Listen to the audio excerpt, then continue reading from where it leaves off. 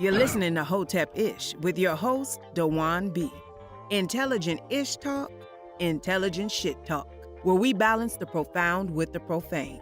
Political satire, celebrity and expert guests, information and entertainment, conversation and solutions. Leave your feelings at the door.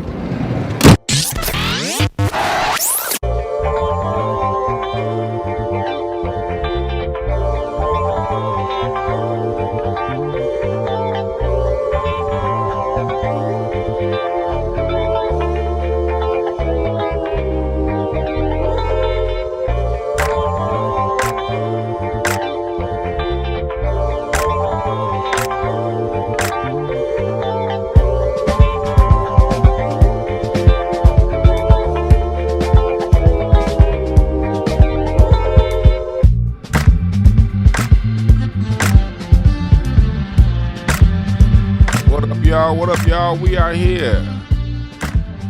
I'm not going to spend too much time on this intro today. No. Come on in the chat room. Appreciate everybody for joining. What's up?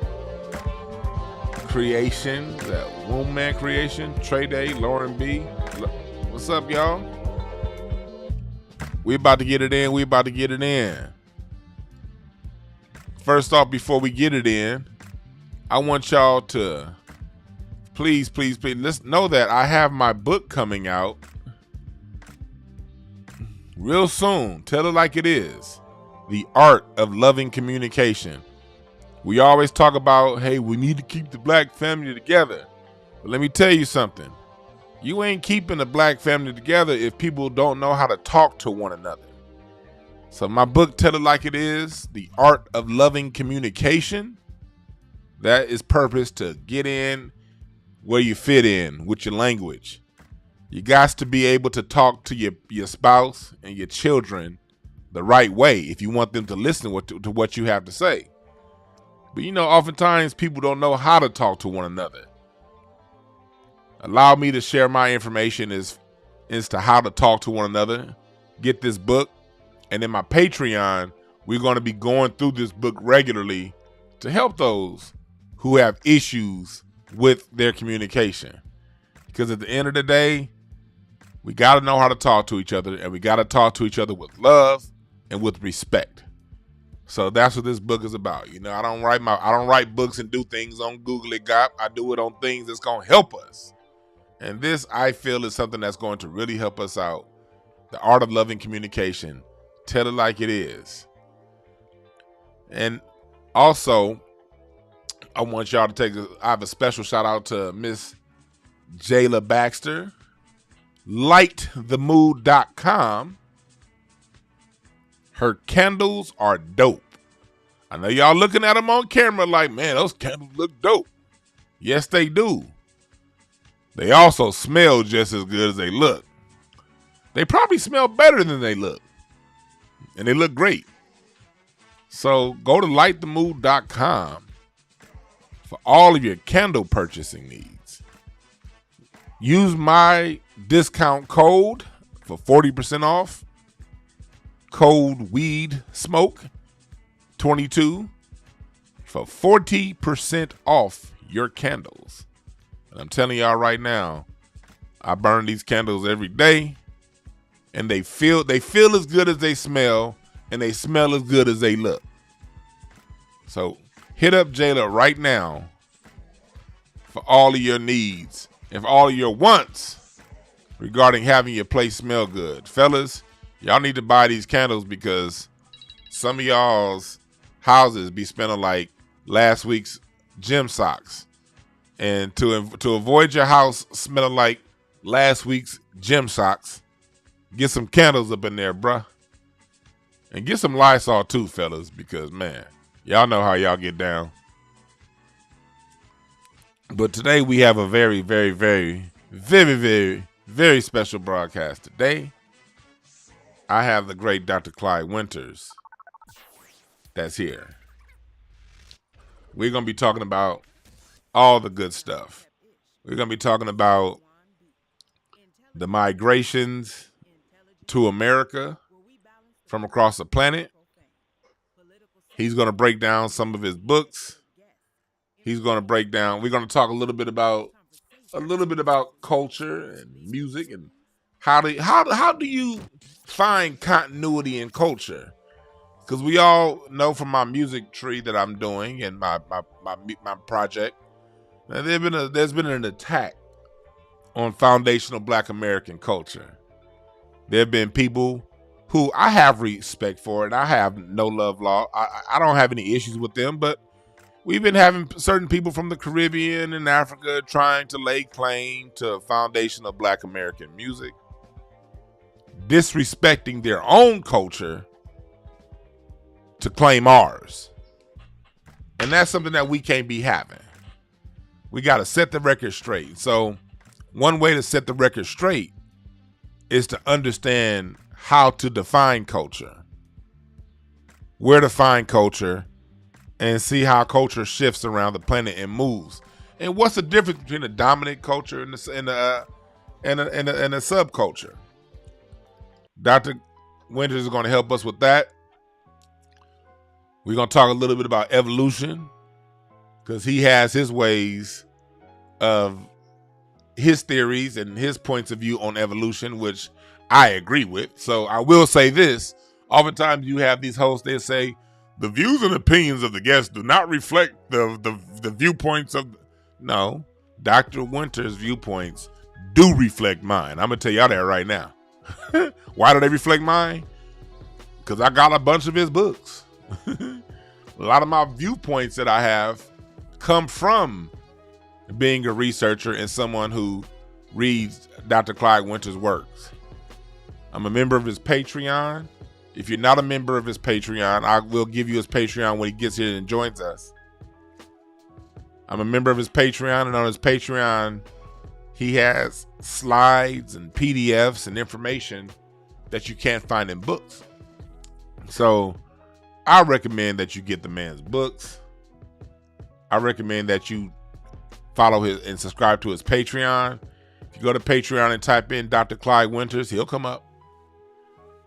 I think all of us should subscribe because y'all know how they do with our information. They like to hide it. They like to act like our information doesn't exist.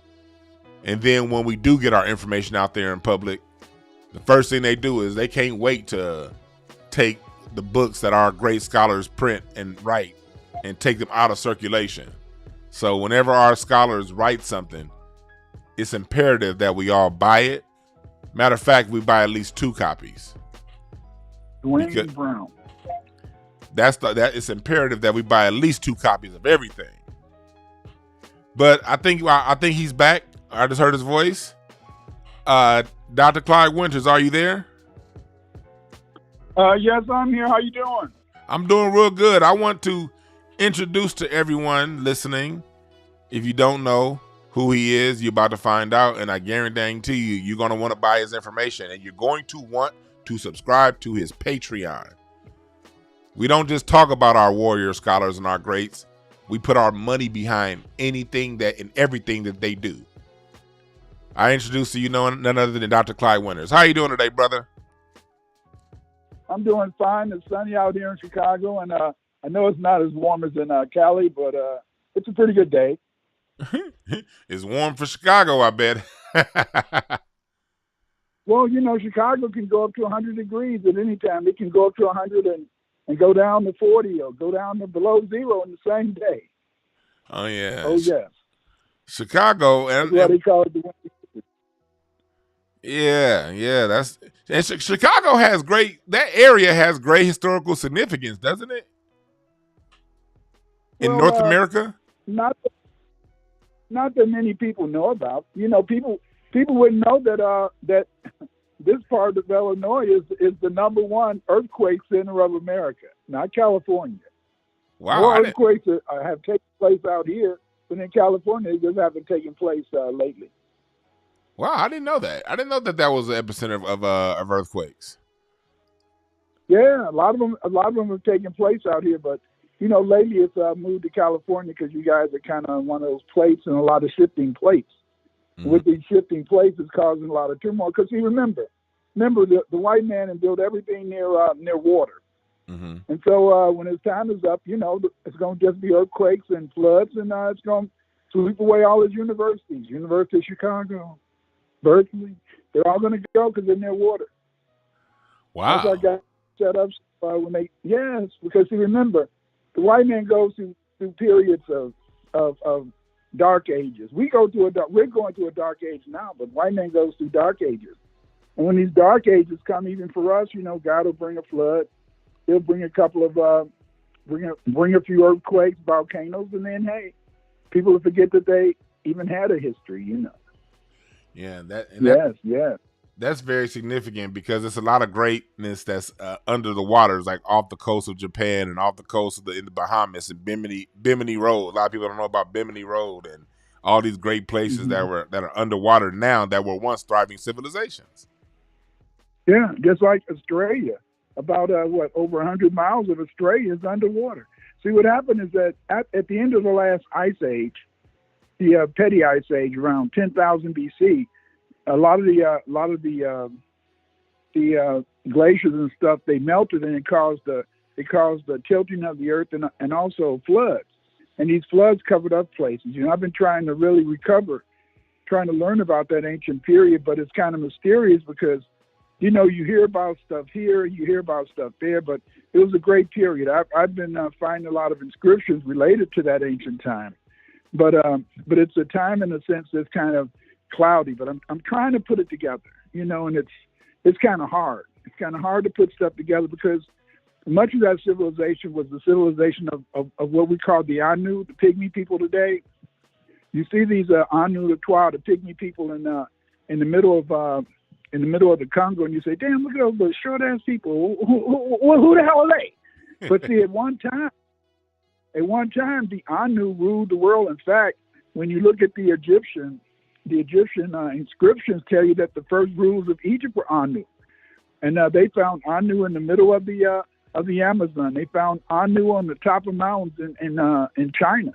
You see, they found Anu or these pygmies on islands, And it's because of the fact they had a great civilization. And some people even claim that many of the Anu who lived in Europe were pushed into the center of the earth. Mm-hmm. And some people even claim that those so-called gray people, they call the grays and the flying saucers, they say the real research shows they're not gray. That's just a gray suit. They're really brown. And they're really, in a sense, the pygmies. Oh, yes. Pygmies had a high technology, but they're cowards. Kind of scary people. Can't blame them, they sure. Yeah. And is it, and I've heard and I've read this, the Anu, the Twa, were they the original mound builders here in the Americas? No, they weren't the original mound builders. They built more highly advanced civilizations than that. The mound builders are a combination of different black groups that came here. The Anu, they did a lot of great stuff because they had such a great civilization. But again, I know you heard about the Anunnaki and all that. It's not really people came from outer space. The Anu, Anunnaki, those were black pygmies. But again, in a sense, is that the white man, he tries to distort things because he wants you to think black people did nothing. And so everything that black people did, he gives it to the aliens, because because he doesn't want you to know. I mean, just think if our kids knew that we built all these different civilizations, that we even flew to the moon and stuff like that. Hell, our kids wouldn't act so stupid, But again, our kids are always taught that they're inferior. They teach our parents that they made them feel they were inferior.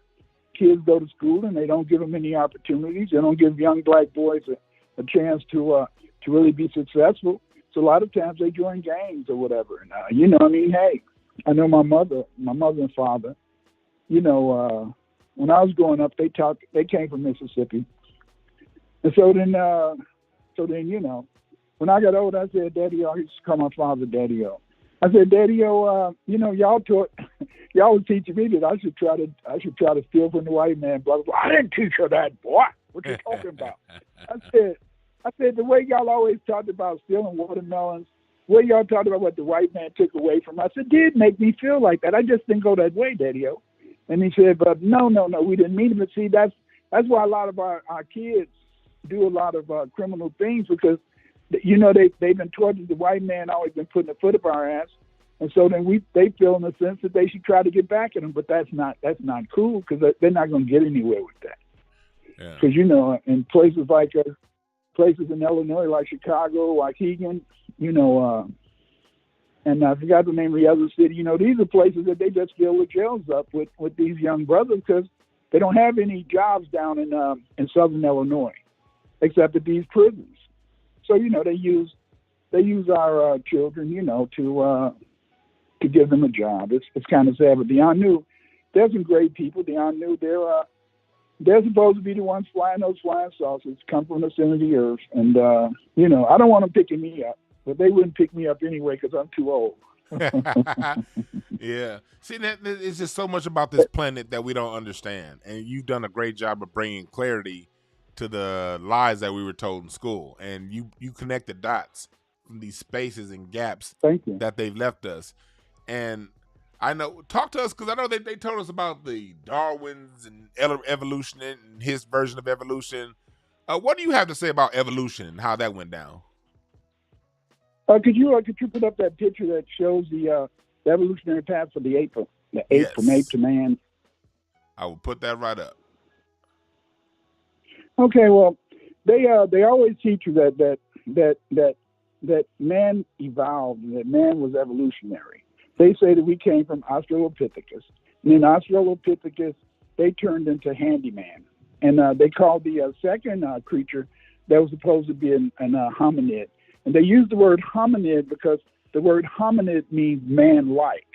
And so they said that Australopithecus evolved into Homo habilis, or handyman. That means that he was the first one to make tools.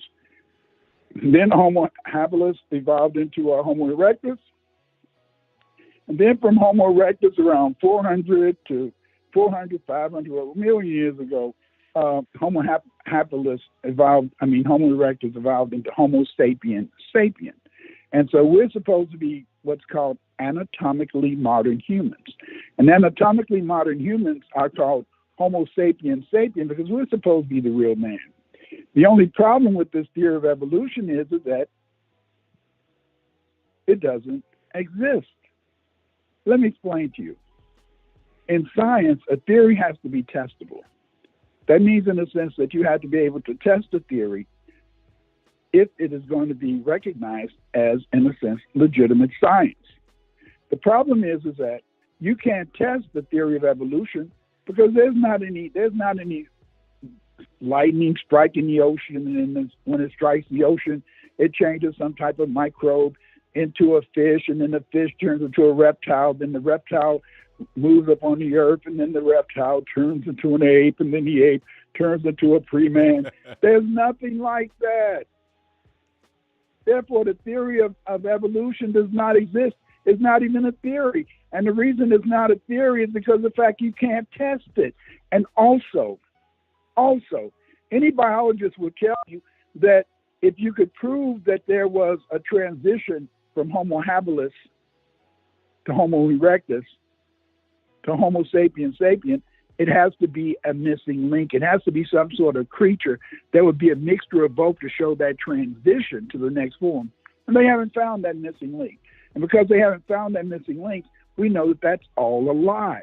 But see, they wanted to say that they came from monkeys because monkeys have what? They're pink, they have thin lips, things like that. White hair, act crazy. Yeah, well, some of them act crazy. But remember the baboon. The baboon was a symbol of wisdom among the Egyptians. I think it was Imhotep. I think he was somewhat related to baboons. But the thing is that you have to understand that there was no such thing as evolution. Frankly, I believe in the sense that God created man, and he created man at different times. And I got a video on that, but we're not going to go into that here. But God created man, and when God gets ready, he brings new man down. That's why there's so many different races. But, and this is very important, and I want everybody to understand, is that When they say that everybody came from Africa, that's a lie. You will not find any skeletons in Africa of ancient Mongoloid people. You will not find any skeletons in Africa of ancient Europeans. Only black people, in a sense, were native to Africa. If you notice, all their various people, in a sense, so they came from the mountains. The Egyptians, they claim they came from where? The mountains of the moon. And many people think that the mountains of the moon may have been in Tanzania or Kenyatta. And then we know the white man, he says he came from what? The Caucasus Mountains. And the Mongoloid people or Chinese, they say they came from the Tian Shan Mountains. So there must have been some process in these mountains that led to the rise of these people. But only black people were involved in Africa. Well, only black people came in Africa. And even in Africa, there's not one black population. This is very important to understand. You see, the European tries to teach you that we're a monolithic people. A monolithic means one people, but that's wrong. That's wrong. God has created. You're right about that. Okay. Did you want to say more? Go ahead. No, go ahead. I was listening to you. Keep cooking. Okay. Well then, we know that the first people that were created, were so-called Australian. The people of Australia, they have straight hair. But if you notice, in a sense, when you look across their eye, right above their eye, that's that bridge, and that bridge is very thick, and that bridge is thick because it relates to the fact that they're more related to the real ancient folk, like Neanderthals and all that. So they had those real strong bridges. And then, in a sense, we notice that after the Australian people who in a sense were created first, then we get the Khoisan. The Khoisan people are people that live in South Africa. Mm-hmm. Some people even try to say Khoisan. They said they're light skinned, maybe they're Asiatic, and they have the Asiatic folk, all that type of stuff. Then after the Khoisan, then God, in a sense, we see the coming of the pygmies. And this is all based on skeletal evidence. So what happened, we find that the oldest skeletons look like the Australian people. The second oldest skeletons, they look like the Khoisan. Then the third oldest people, they look like the pygmies of the Ainu. They were small, things like that. And then the final, in a sense, black group is what you would call us, the present black people. That we're neither too tall or too small. Mm-hmm. And so then what happened is that God created many different people. I mean, just like you look at the birds. Are all the birds of one color? Nope. All the birds, in a sense, do they sing the same songs? Mm-mm. Of course not. No. And so that's the same thing with people. But see, if you put God in the equation, then that upsets, in a sense, Europeans. It upsets Europeans when you talk about God because Europeans, in a sense, they feel that God did them wrong. And because they feel that God did them wrong, they want you to run away from God. And as a black man, I'm not supposed to really believe in God because we've been conditioned to believe that God doesn't exist. But as a black human being, I know God does exist. Mm-hmm. And I'm going to tell you why. I know God exists because I know that I live among people who want to kill me. I live among people who committed genocide and would like to wipe us all up.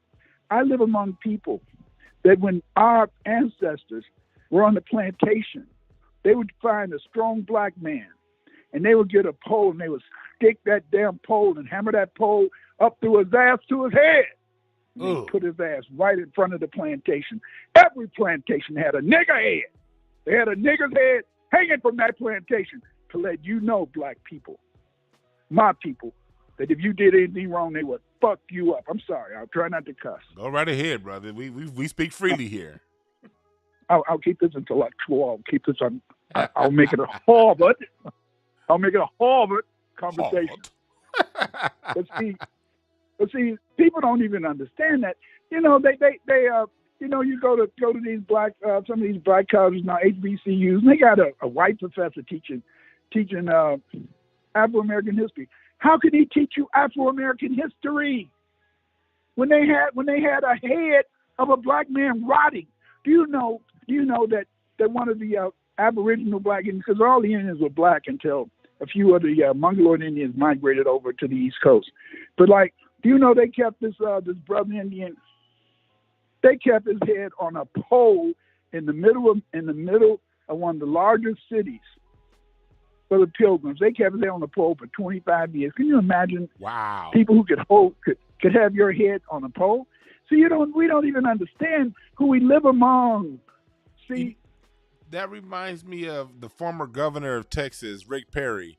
He used to own a ranch called Niggerhead Ranch. Yeah, and that's wow. I thought about that because like I remember he got into controversy and he ended up changing the name, but the original name of that ranch before he became governor of Texas was Niggerhead Ranch. Of course, because that was Niggerhead Ranch. When they talk about the Alamo, they teach you, they have our little kids. Remember, when I was growing up especially, remember the Alamo and you can fight and save. We got to fight America and make it really safe. No, the Battle of the Alamo was because those Spanish people, those Mexicans were coming up there to free the damn niggas who were slaves in Texas. Mm. That's what the Alamo was about. The Alamo was about white people trying to keep slavery in Texas. You see how that's why we have Juneteenth, because they didn't even want to let the slaves know that they were free. You see? But that's not our whole heritage. And so to get back to the evolutionary thing, and so because of the fact that the white man, he hates God, and he hates God because he feels that God has blessed us so much, and they know God bless you. See? I'd like every black person near a mirror to look in that mirror. When you look in that mirror, what do you see? I see God. That's right. And see, the whole point is this, is that because you see God, that's why they hate you. That's why they made the word black so terrible, because the fact is this, is that they believe that since they stayed in the cave for those thousands of years, because see, many of the first white people, not the white Arabs like the Syrians and all them, well, they evolved in the mountains. But most of the Caucasians that we find in Europe, they evolved in the cave. And the reason that they evolved in the cave is when black people went into these caves, you see, if you notice, they always teach you about the not the Neanderthals, but they teach you about some of the ancient people who lived, in a sense, around 22,000 BC. If you remember, around 40,000, 22,000 BC, these people, they used caves as sanctuaries. They use caves almost like churches, and you find in there very beautiful artwork and stuff like that. And so what happened is that the last ice age that came, I think it was around 10,000 years ago, 20, 30,000 years ago, whatever. But the last ice age came suddenly, and they found mastodons. Yes, the mastodons are those elephant-like creatures. They found frozen mastodon with the grass still in their mouth that they was chewing. Wow. That is sudden. Yes. That's sudden. That's right. That last ice age came so quick. And when that ice age came so quick, many of the black people that lived in Europe ran into those caves. And when they ran into the caves, in a sense, what happened is that it was a terrible place to be, because the caves, because of the cold and all that, you couldn't get to the entrances. The entrances was knocked down. And because the entrances were knocked down and there was no sunlight, all the melanin of those black people went in the caves. It went from their skin. If you noticed anything in a cave, people live in caves. Things that live in caves are very pale. Yes. And so what happened is that they devolved. What I mean by that is that they lost their pigment, and the pigment that was formerly in their skin went into their hair. You notice white people can be born in the same family, and although they're white, they have different hair colors. Just like if you go to a black family, you'll find that some of the kids might be dark, some light, things like that. But see, what happened is, because of the fact that those black people went into the caves, and they lost their pigment. Mm-hmm. And when they lived in the caves, what could they eat? Each other. Right. So how do you think they talked? I don't think that if you're in the cave, I don't know how developed your language and linguistic system is going to get. Would you want to talk in the cave if you know you're going to be ate up? No, you wouldn't. You wouldn't talk too much. No, you wouldn't. You'd be grunting and mumbling and be quiet because you don't want no one coming to get you. That's right. And so then what happened is that these are black people in the caves. They lost their pigmentation. The melanin went from their skin into their hair. When the melanin went into their skin into their hair, they had to live around each other, and they became, in a sense, very xenophobic because they were afraid. Because I mean, hey, if you know, even if you were a family member, you might eat each other because there's nothing in the cave to eat. Come on now. Mm-hmm. So you had to eat each other. And so what happened is that I can tell you this, but you may not believe it.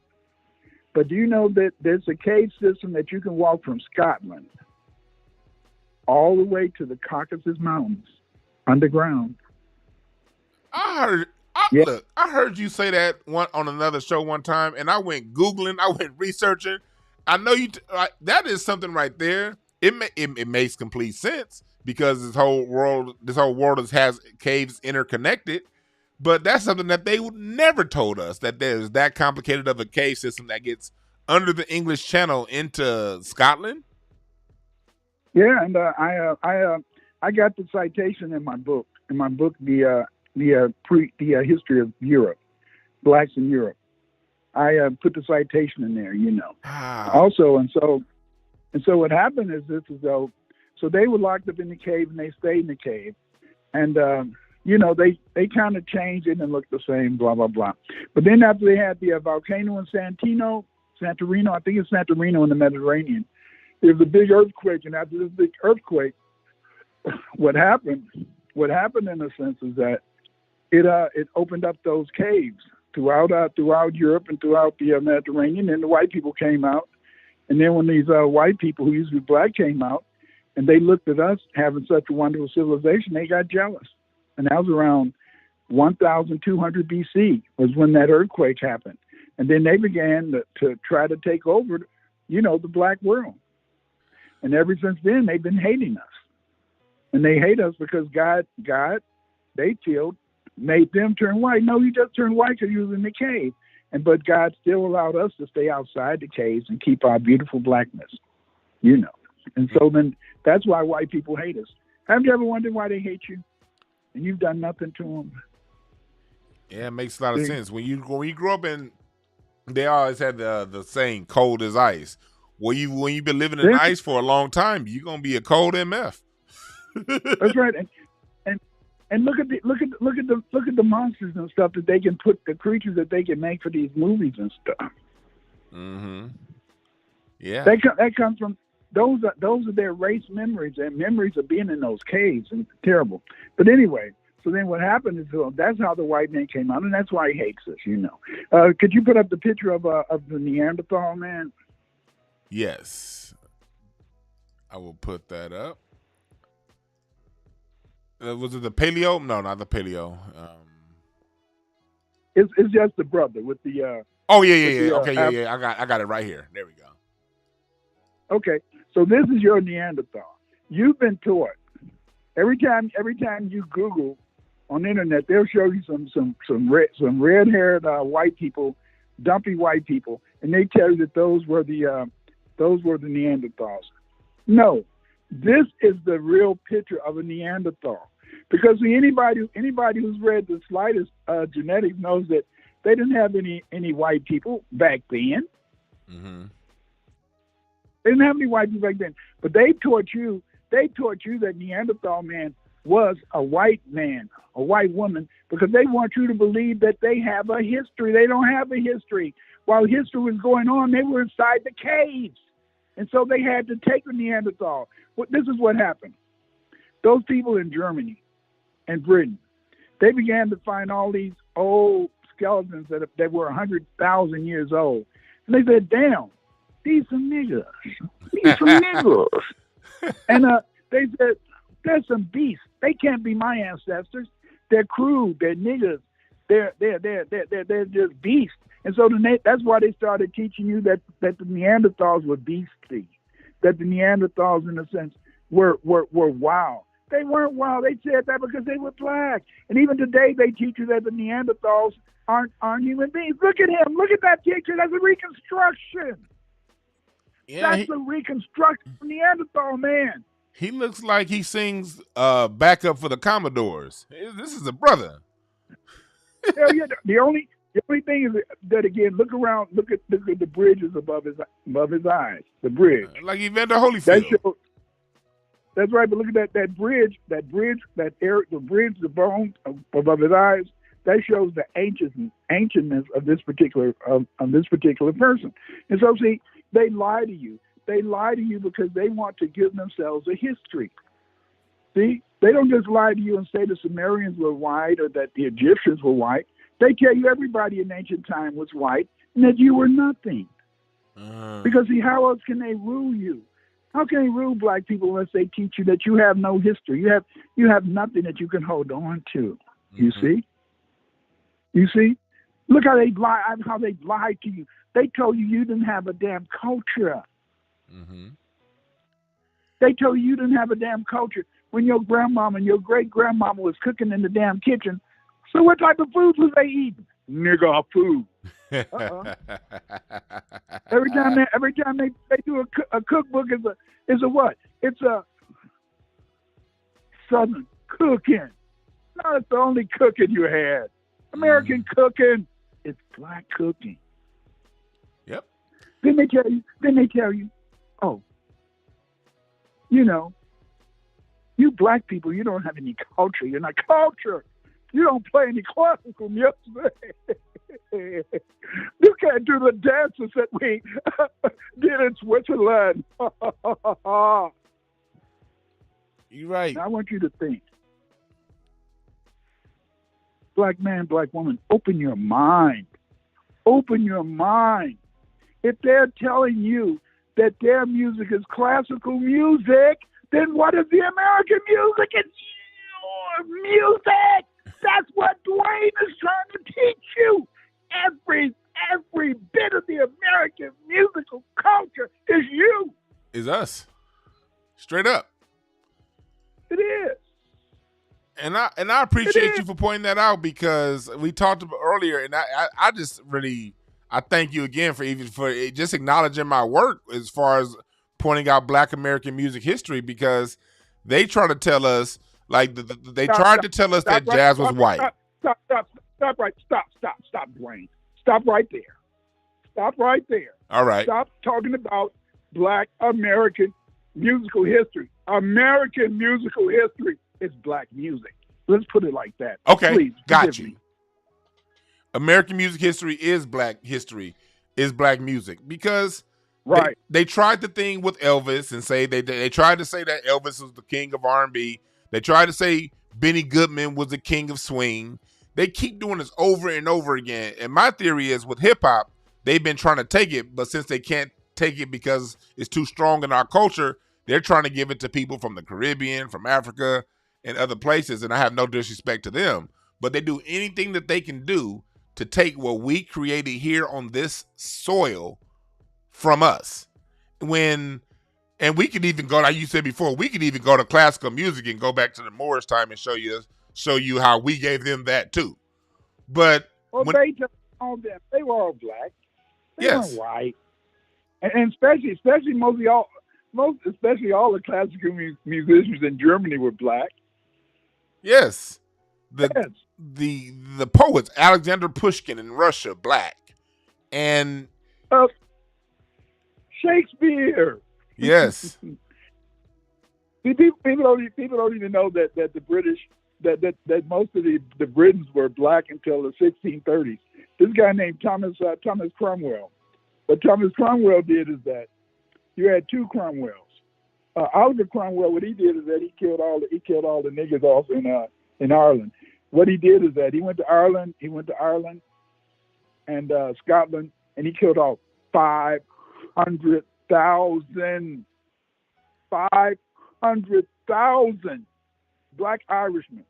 Because that's why when the Irish go to Dublin, dub means black, Dublin, you see, he killed over 500,000 black Irishmen. He sent 300,000 black Irishmen. He didn't send them to. He sent them to the Caribbean and the United States. He didn't send them to the Caribbean and the United States as indentured servants between 1649 and 1660. He sent them as chattel slaves. They didn't even have Africans as slaves in 1660. But they had black Irishmen being the slaves on the plantation in America and the Caribbean. And that's a link that's I want to really emphasize that point right there, because what you just said something that's very heavy right there. They had the black Irishmen, because there's some sort of a kinship between Jamaica and Ireland, down to the point to where Garvey even sort of names a lot of his things after Ireland, and it seems to be there's a deep connection there. Irish. Oh, you say he was part Irish? That's what they say. Uh-huh. But he didn't know how. See what happened is that many people don't know that Oliver Cromwell, what he did, they don't study history. They don't know that 500,000 black Irishmen was killed, and they sent 300,000 black Irishmen to the Caribbean as chattel slaves. And they sent, in addition to the 300,000 Irishmen black Irishmen they sent to the Caribbean and the United States as slaves, they sent 100,000 children as chattel slaves. Remember, they didn't start making black African slaves in America until about 1700s, 1660s. Mm-hmm. But they were already sending the black Irish over here. It's so much they've lied about our history.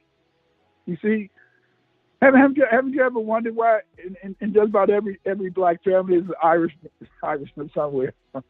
Yeah, right. I'm serious.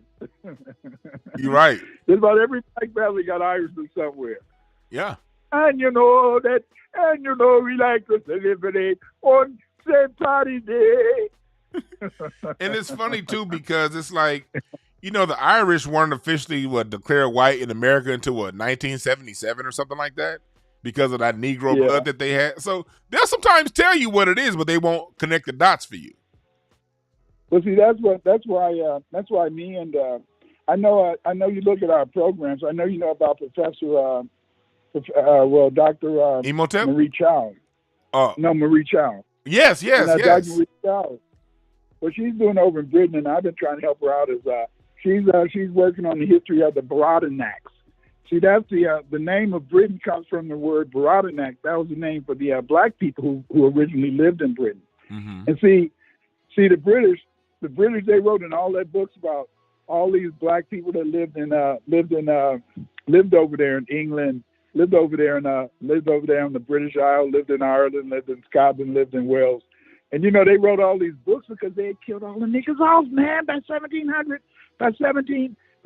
1700s, most of the niggas was kicked out of Britain. So they never knew.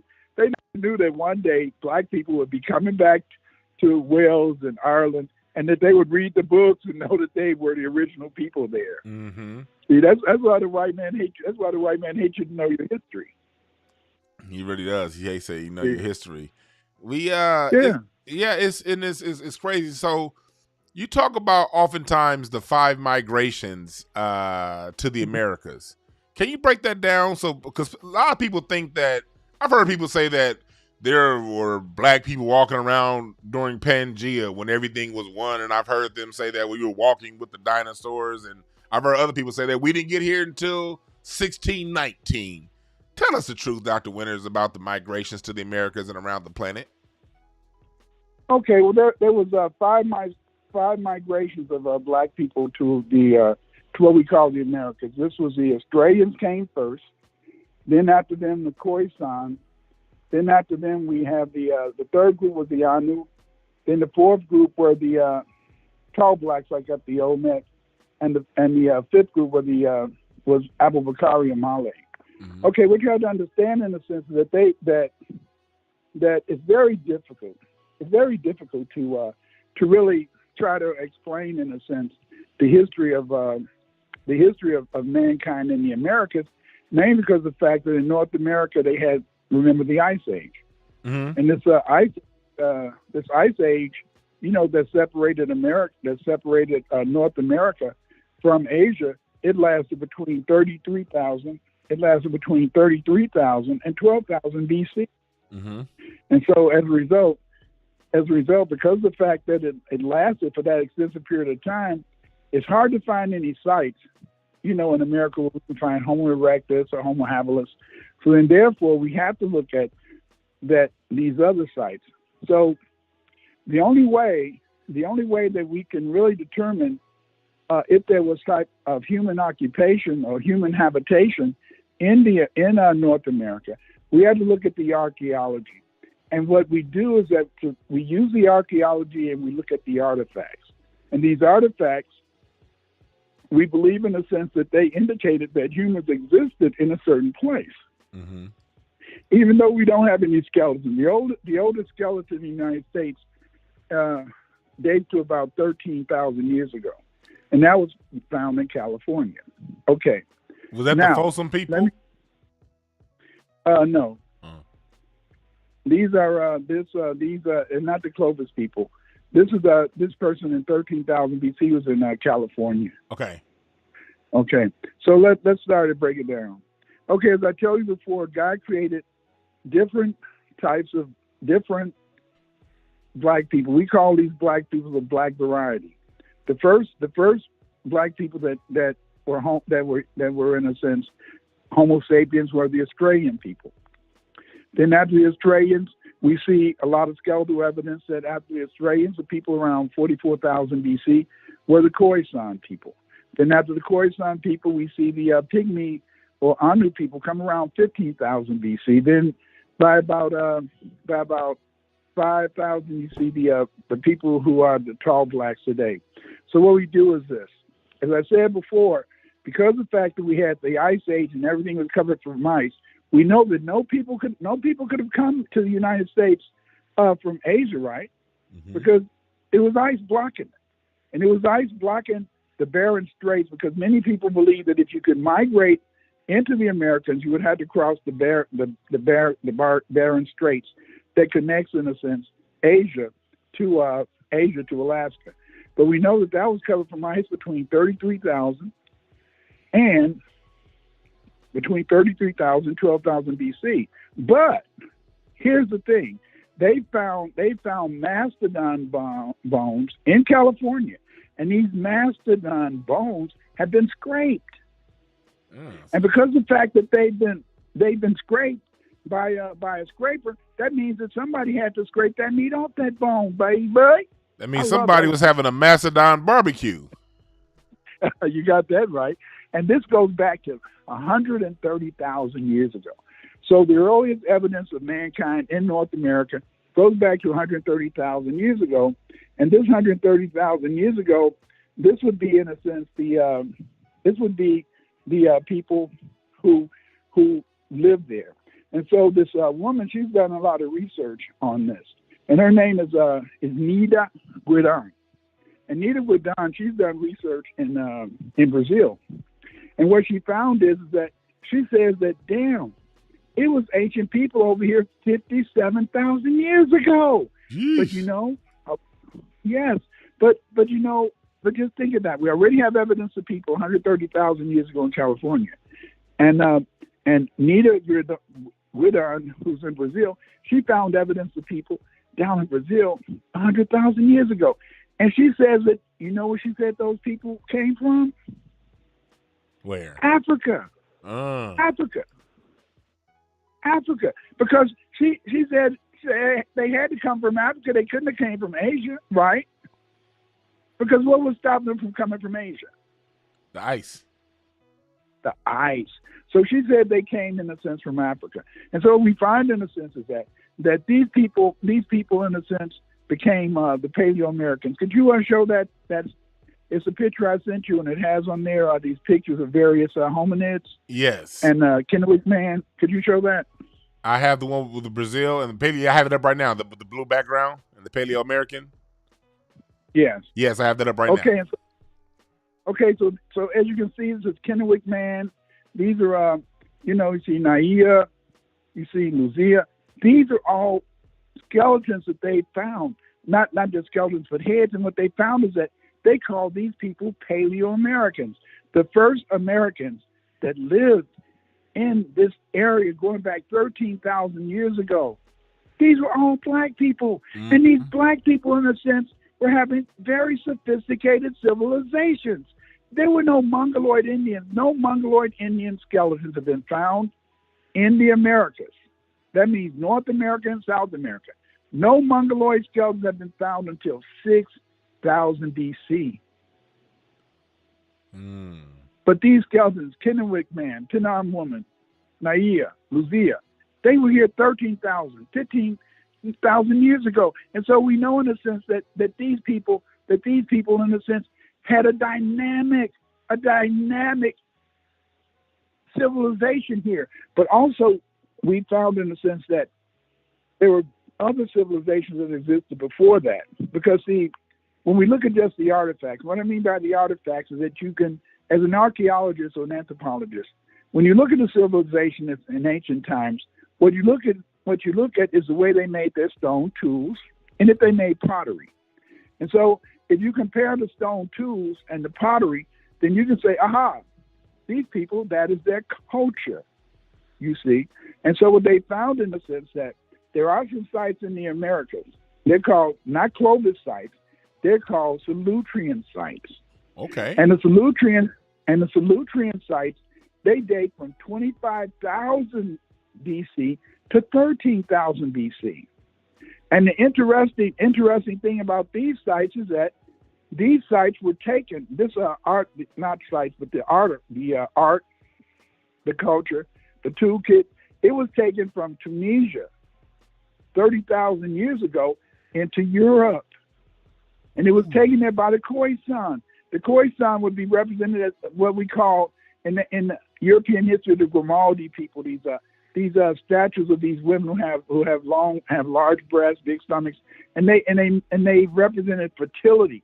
And so then they found Solutrean sites in North America. And these Solutrean sites include the Sinmar site, the Metalcraft site, the Rock Shelter site in Pennsylvania, Oyster Cove on the Chesapeake Bay, the Caucasus Hills site in Virginia, the Miles Point site.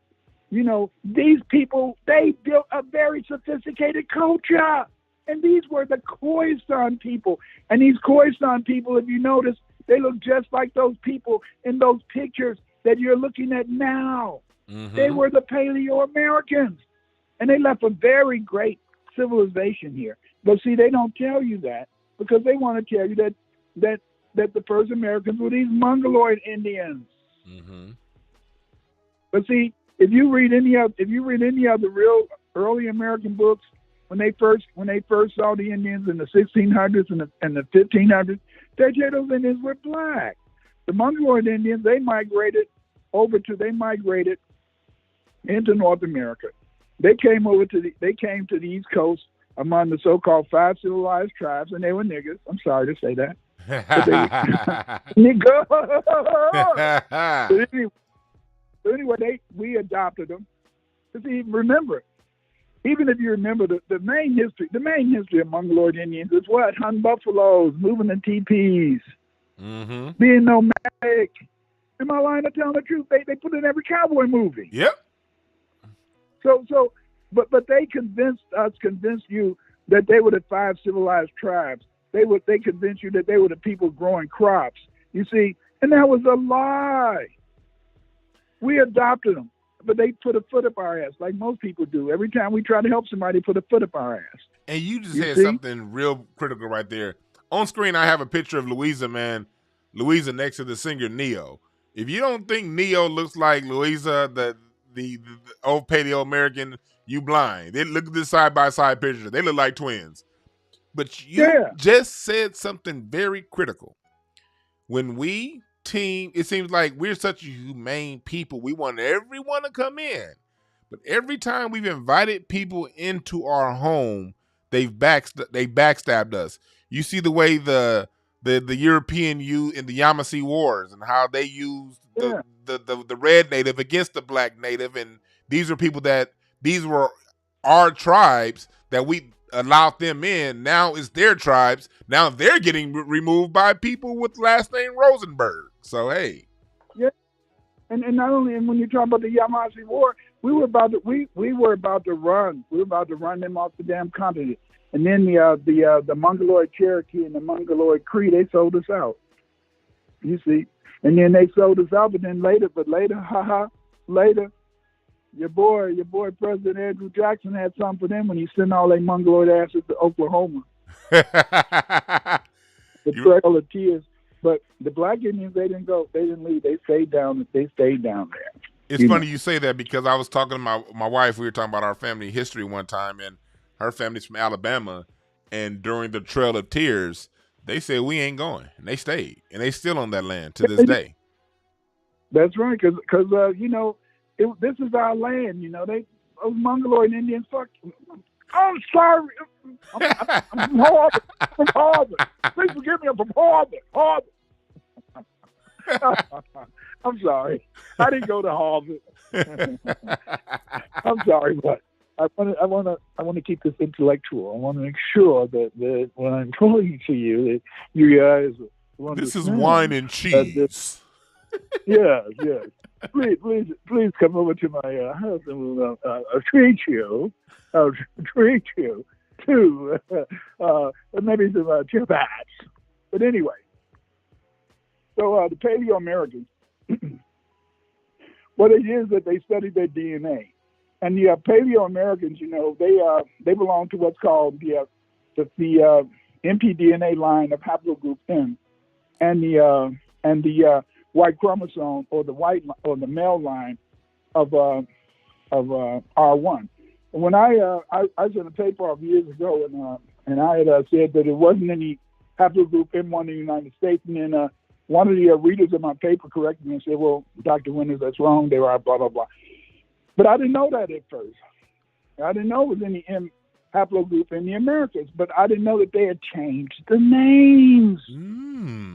So, Dr. Winters, are you telling me that when we get these 23andMe and these Ancestry DNA tests, they're changing some of the markers to take the identifiers of our ancestry here away? Or what are they doing with that? Yeah, they'll try to take, just like if you're white, they'll try to take out as much as they can any evidence of black. If you're black, they take out as much as they can. But a lot of times, if you're black, they're still going to say that you have some European genes, and it's usually R1. They don't tell you what haplogroup it is, but it's usually R1.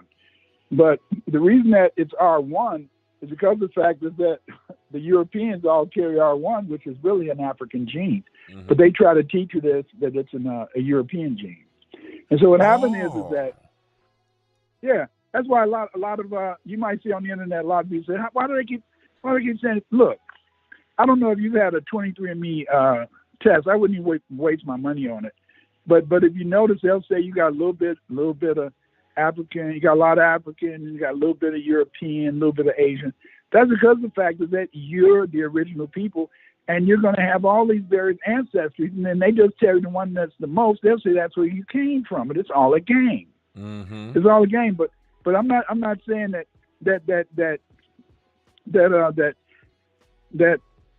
DNA can't help you, but DNA can't help you find where your ancestors came from, because the fact is that you have so many different genes among you. You don't know which one was the main ancestor. Real talk. And so if you look at anybody's DNA test. So anyway, so you find in a sense that this guy named Malhai, he did some research, and he found that just about all the American the haplogroups are M. Like when they say CD, those are just when they say mtDNA CD, those are really really M haplogroups. But see, what they did is that the white man, he's slick. Now he's slick. He know that the only people that challenge white hegemony in history is black people. Mm-hmm. And because of the fact that black Americans challenge the white man, then he has to go through a process of trying to deny. He has to go through a process of trying to deny, that the ancient people carried these genes. But see, So you'll find an Anzique boy. He was a 1-year-old boy. He belonged to a Clovis, the Clovis site. He carried D1. They even said that Naia, if you can see that picture of Naia, she carried D1. Mm-hmm. But see, they don't tell you that D1 is just M1, and M1 is African haplogroup. But they give the Asian M1 a different name, so it'll confuse you. So if you don't really know, if you haven't really researched the genetics, then you would know that M1 and D and mtDNA D and mtDNA M1, they're the same thing. Oh yeah. Yeah. So then the white man gets confused. And then like Anzique boy, Kennewick man, he carried the haplogroup X, and the haplogroup X was a black haplogroup until they found out some white people had it. Every time they found some white people with a down gene, they said it must be white. It's a lie. Kennewick man carried haplogroup X, but it's interesting that Usthium skeleton from Siberia and the Malta boy from Western Eurasia, they carry R1 just like the Anzique boy. And there's some of your listeners who have taken their DNA test, it's come back saying that they have haplogroup R1. That's because some of them are descendants of the original Paleo-Americans. Wow. Our ancestry, some of us are carrying those genes that our ancestors carried 12,000 years ago.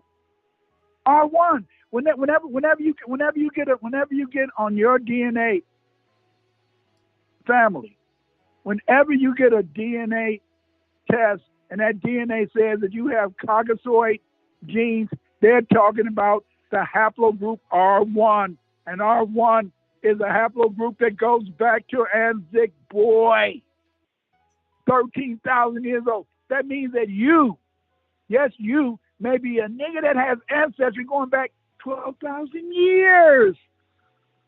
Wow. But they don't want you to know this. And so those Paleo-Americans are very, very interested in terms of our history. But see, it's very important to remember that even though we have the Paleo-Americans, we also have to remember, in a sense, that these Paleo-American sites, they don't include sites. They found sites down in South America, and they found other sites, especially in South America, going back 56,000 years, 47,000 years, 75,000 years. Niggas been here a long time.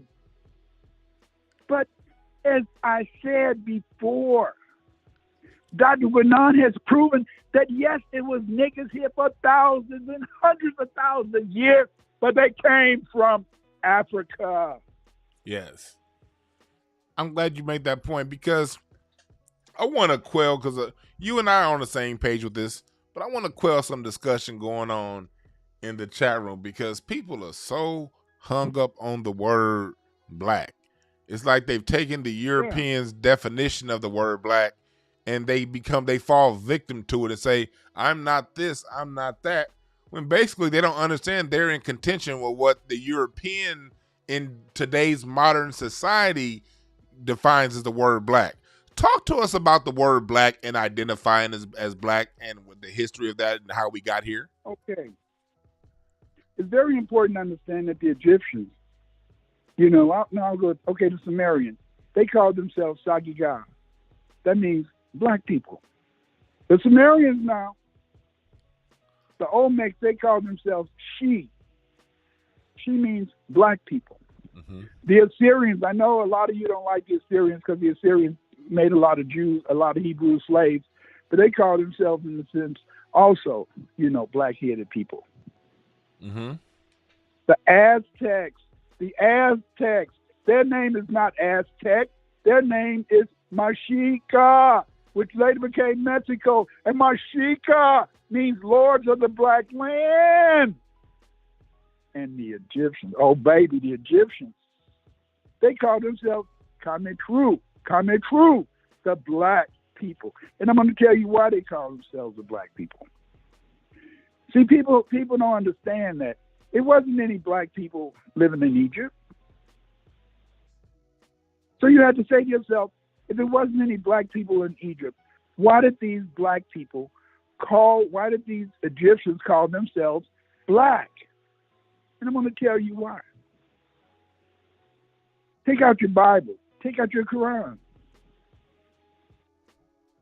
And your Bible and Quran, it tells you what? That the word was with God. Mm-hmm. And then it tells you what? That the first man was Adamu. And when you look that up in a Bible or Quranic dictionary, it tells you that Adam means the black earth or the dark red earth. Nigga, what? That's telling you that the first man was black. Then we had to look at it in the sense that in the beginning there was darkness, and then God brought light. What was first? Blackness. Don't you know that every time you look into the heavens and when you see the darkness, that's telling you that you're with God? Why do you think the white man fears you, family? They fear you because you're black and you're powerful, but you're not just black because of the white man named you as a racial group. You're black because you're a descendant of the Creator, like Adam, in Arabic, Adamu. Real talk. So the Egyptians called themselves Kametru. They called themselves Kametru, the black people, because they had a relationship with God. That's why today, when you find, in a sense, any black person don't believe in God, they're a lost nigga. They're a lost nigga. If you find a black person that don't believe in God, they usually do anything to fuck you up. I'm sorry. I'll fuck you over. But if you find one of them, they'll do anything to mess you up. See? Because they act niggerly. Do you know that in old Britain, the word niger or nigger, that was for kinghood. You didn't know that, did you? You didn't know that was the word, the name of the kings. Mm-hmm. You see? Okay. And so that is why it is. So when you use the word black, we're not talking about the word as a black as an adjective, as a color. We're talking about the fact that God's creation was black. In the beginning, there was blackness, and then God brought light. Mm-hmm. And that's the thing about it. And I like to let people know because, I come from communication. That's my scholarship. And one thing that is whatever words have the energy of the intention that you put behind it. And words can change meanings and they can change energies depending on who's saying it and what language it's coming from. So black isn't a positive or a negative. It isn't a good or a bad. It just is. It's a description. And it's a description that people use to describe themselves. And it's not a bad thing, but you're getting people these are literally the people who call hell, or they use the word 666 for the ending of time, when all 666 means is carbon. Everything about their history shows. What color is carbon? What color is carbon? Black.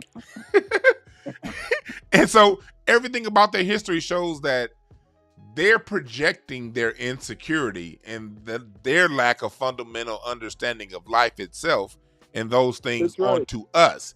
And then so for a black person to take in their insecurities and use that as your definition of what black is, does that mean that you've then bent the knee and you've succumbed to their will? Yes, it does. But you have to remember that that's a beautiful state. What do they tell you? They tell you that for some people, ignorance is bliss. And see, the more you run away from the fact your blackness, look at ancient Egypt, the number one civilization on the planet Earth that they talk about. They made their gods what color? Did they make them white? No, they made them black. Mm-hmm. They called themselves black because they knew that there was a relationship between the black man and woman and God. You see, in the beginning, the Sumerians, they teach you what? The Sumerians teach you that mankind was made from a woman's rib. Mm-hmm. The white man tell you it came from a man's rib. What man ever made a baby? Come on. It's not a trans. No.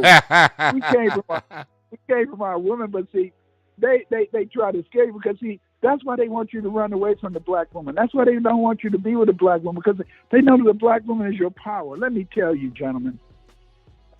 Let me tell you, brothers out there, if you find a sister and you love that sister, I didn't say make love to that sister. I said when you love her, when you adore her, she will make every one of your dreams come true. And that's why a lot of those brothers who have left those baby mamas who don't take care of their children, that's why they become some good for nothing niggas. Mm-hmm.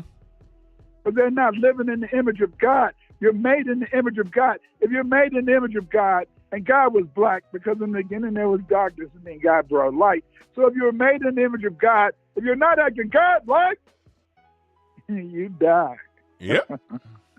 You die. Nigga, what? Nigga, what? I'll tell you what. Be one. Black first, black first, black first. That doesn't mean in a sense that you're what the white man called black, because the white man don't even know what black is. Thank you. Or what your ancient people knew what black is. Black means that you connected with God. Black means that you got a connection, you got a chain on you. I'm a slave. I'm a slave to the great master.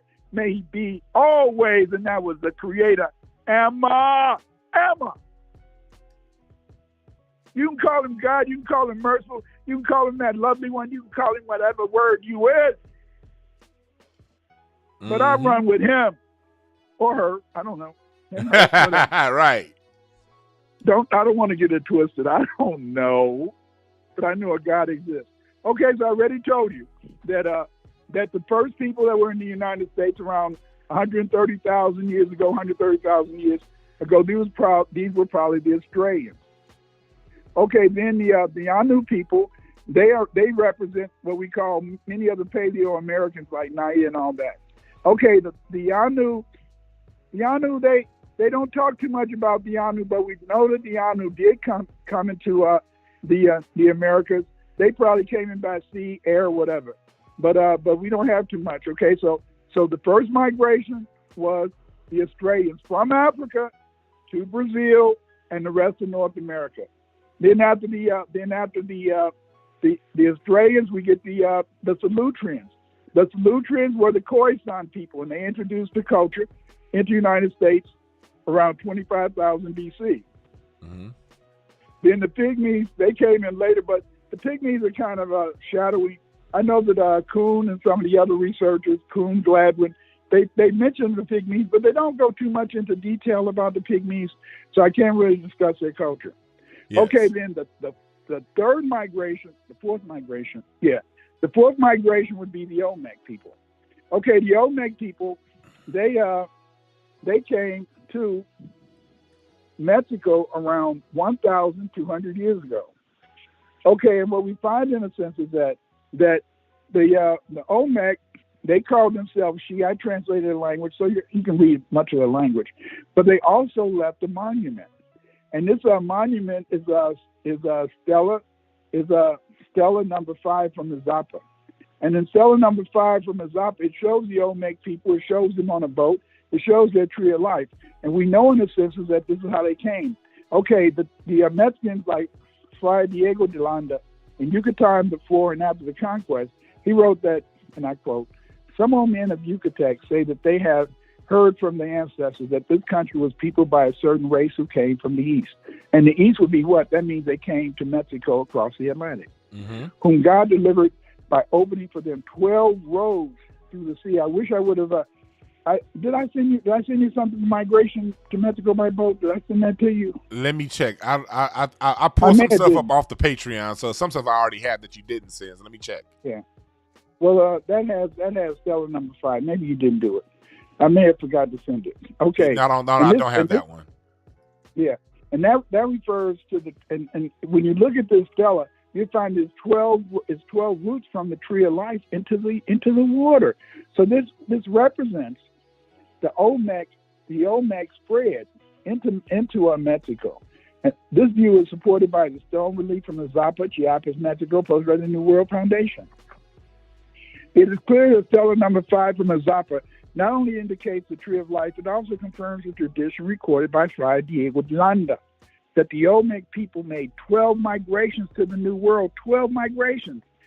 This stela also confirms the tradition recorded by the famous Mexican historian Cedrick Should, that the Olmec came to Mexico in ships of barks. In other words, they came in the gigantic canoes and landed at Pontchatlan, and which they commenced to populate. These blacks are frequently depicted in Mayan book writings carrying trade goods. Very important to understand.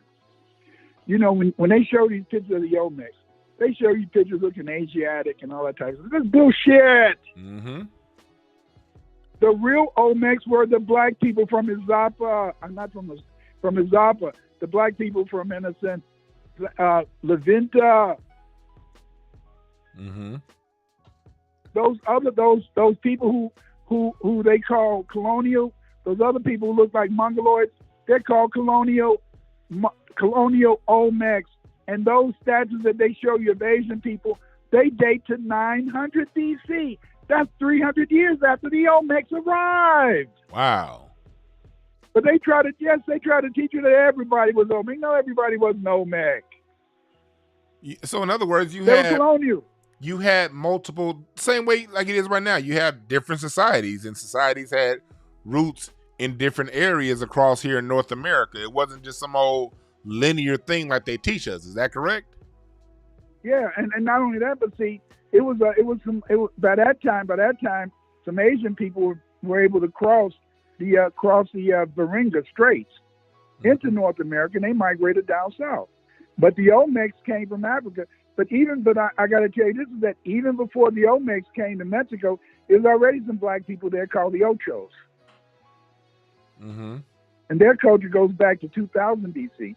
But we talk a lot about the Olmecs because the Olmecs were a migration, as I told you before.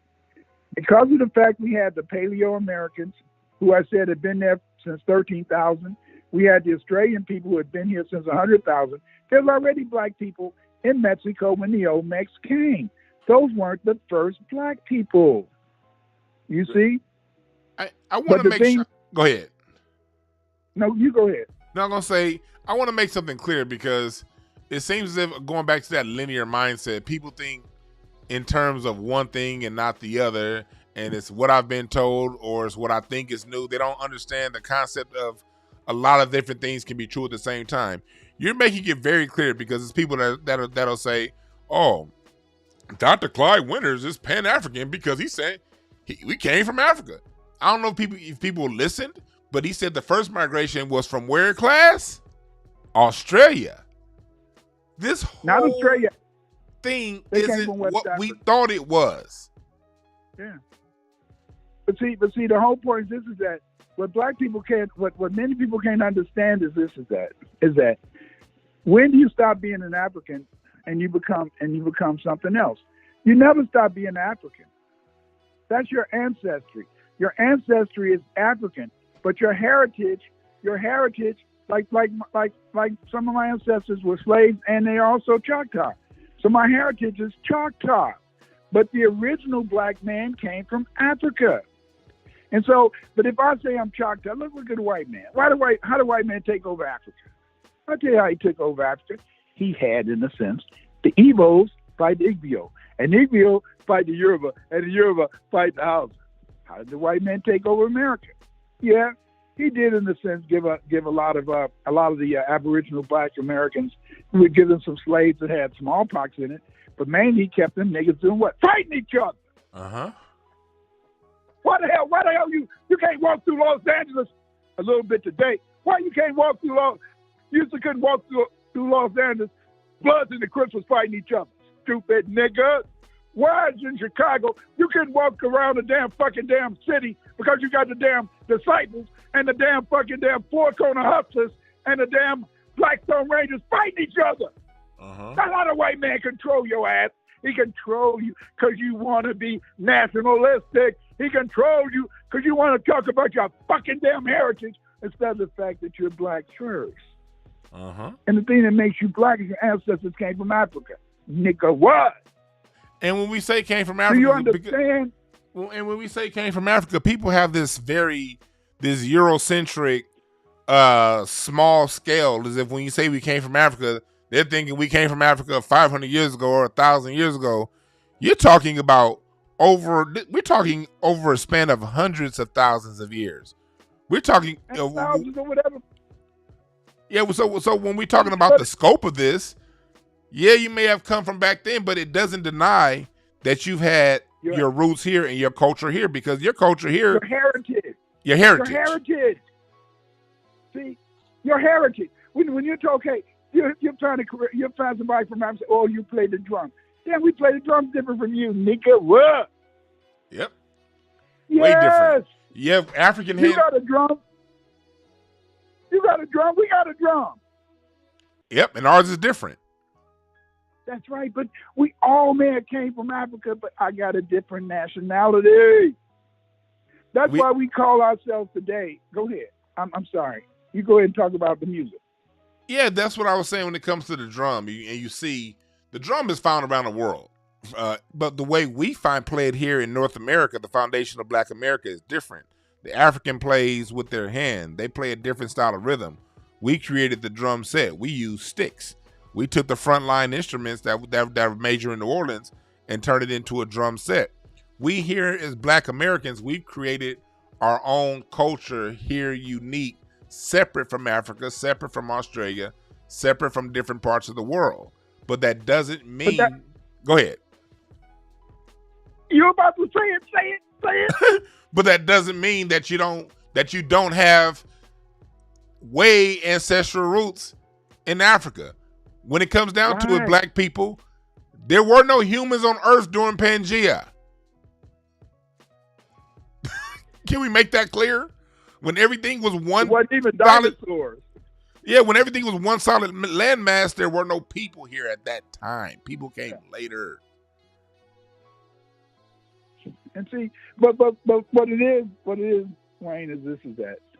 Just because you say that your ancestry is African has nothing to do with the fact that we have our own culture here. Yes. See, these people, because of the fact they allowed themselves to become African American.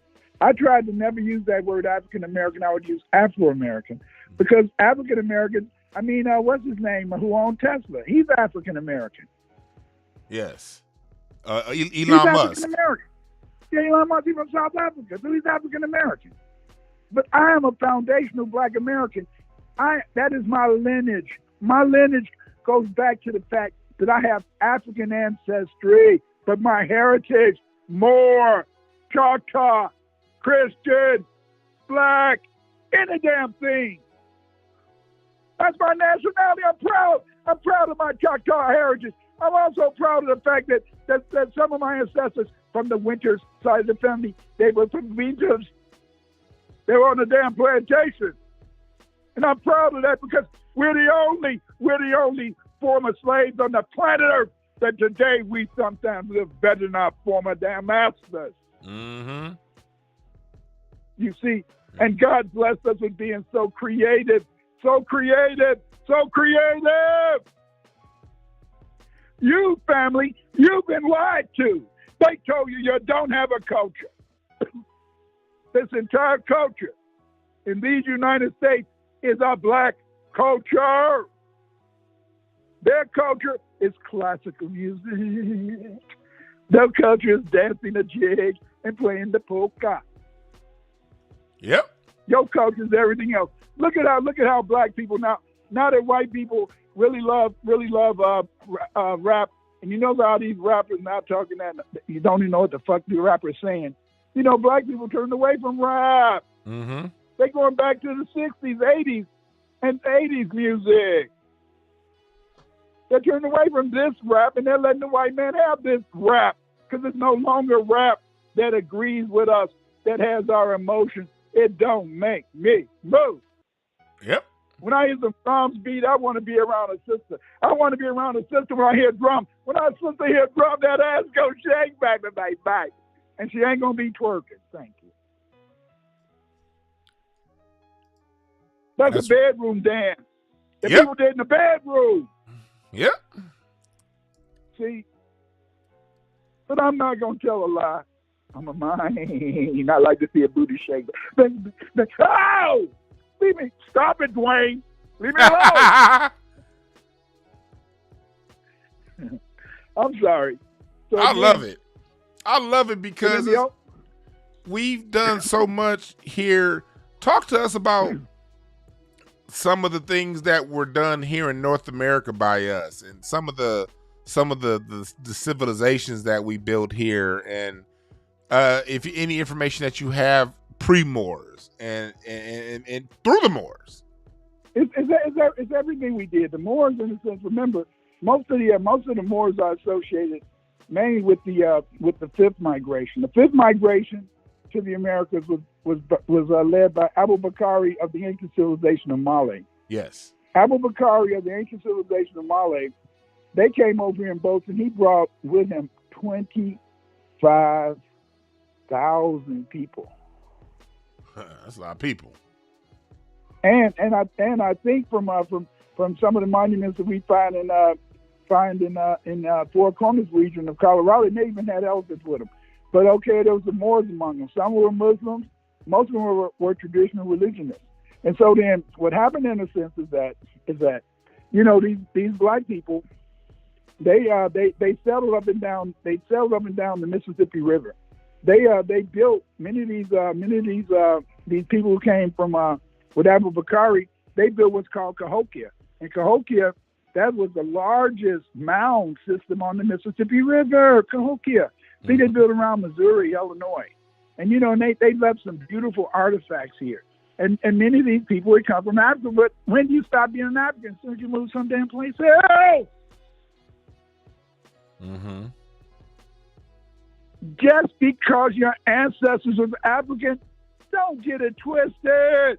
That doesn't deny that you have a great history here. And that's what Dwayne been trying to teach y'all about our music. Yes. Stop it. Stop it. Stop it. Stop not recognizing that you're a unique people. You're a unique people. That's why we call ourselves foundational Black Americans. We call ourselves foundational Black Americans. Why?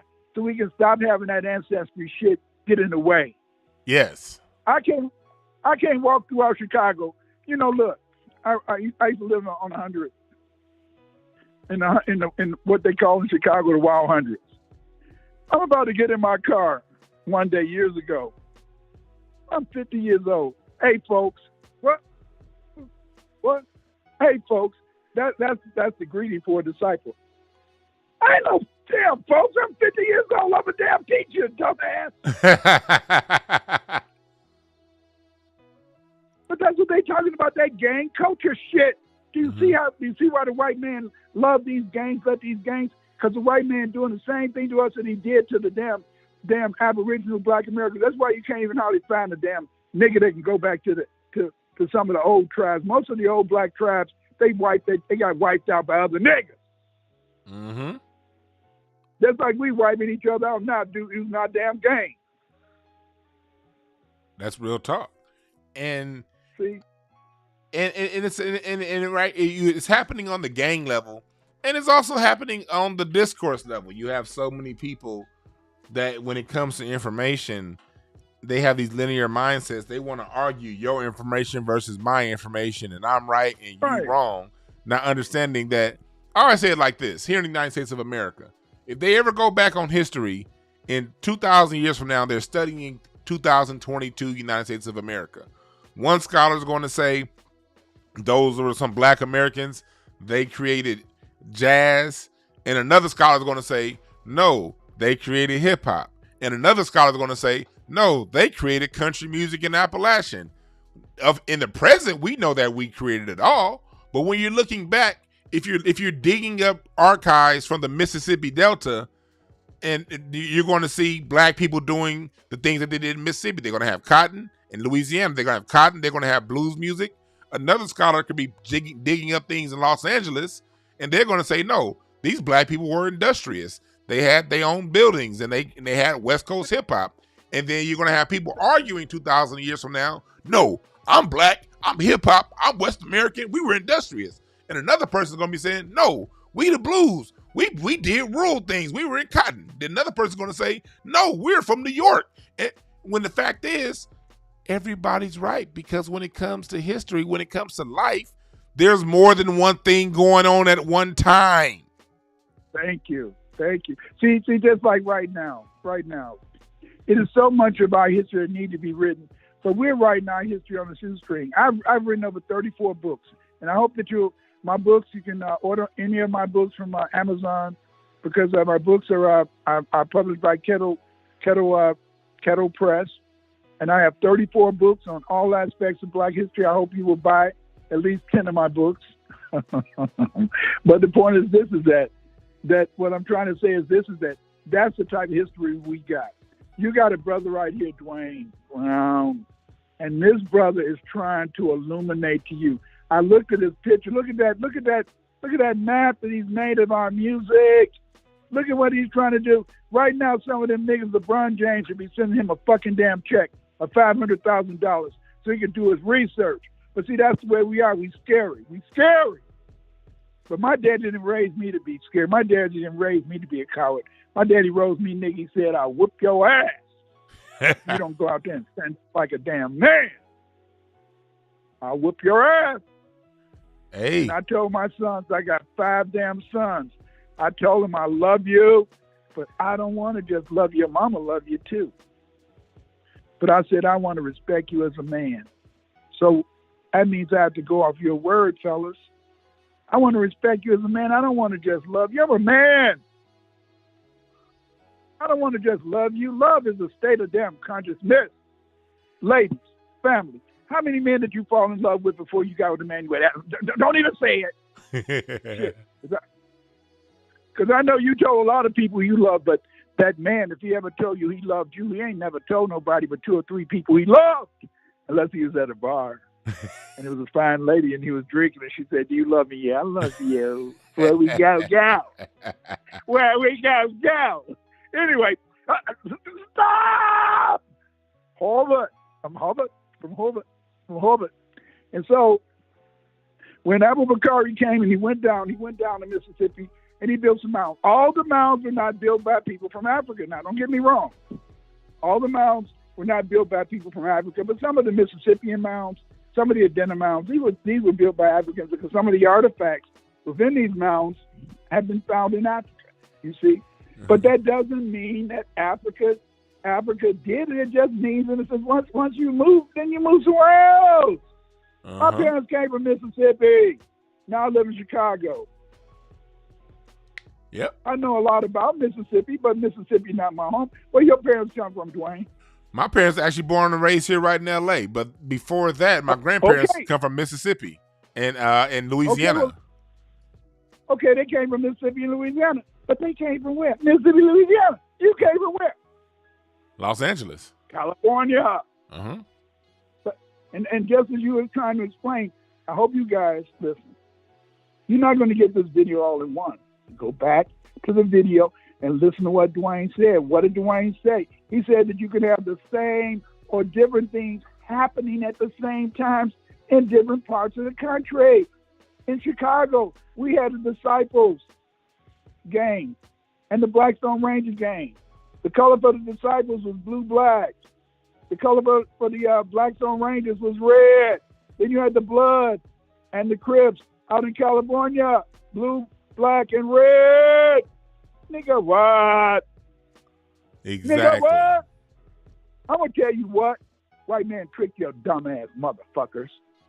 While you fighting each other, while you going to jail, while you busting each other in the fucking ass, then he's running the damn world.